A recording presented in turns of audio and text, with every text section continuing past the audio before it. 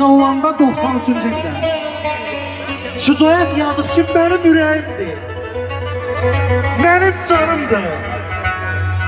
Ay qardaş, düşman süngüsünə keçən Kəlbəcər.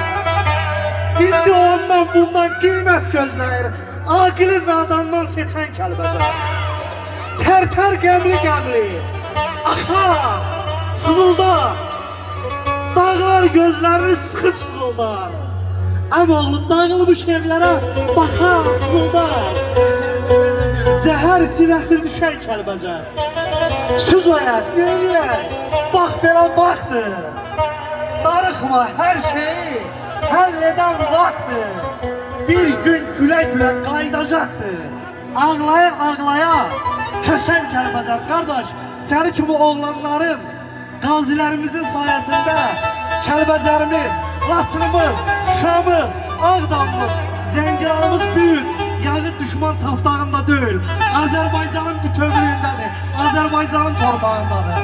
44 günlük muharebeden sonra bir şairimizde qələbədən sonra yazıb ki, Bəhmən nə yatmışsan? Qalx məzarından. Alındı Kəlbəcər gözləri qaydın. Qurtulduq köşkünlüklər bazarından. Alındı Kəlbəcər gözləri qaydın. Çağır Şücaəti qağa, qalxsın yataqdan. Suftur demirçi dinmir ne vakta. Yanımda yer sakla bana ayaktan. Alındı Kəlbəcər gözlerim aydın. Necə koyum gelip sana kardeş?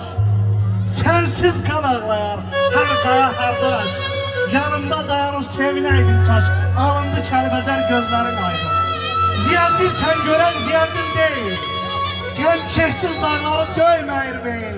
Əmoğlu, Taşkın hoşuna, Ermənin hoşuna gəlməz bu şey. Alındı Kəlbəcər, alındı Laçınımız, alındı Qarabağ. Gözlərimiz aydın, gözlərimiz aydın olsun qardaş.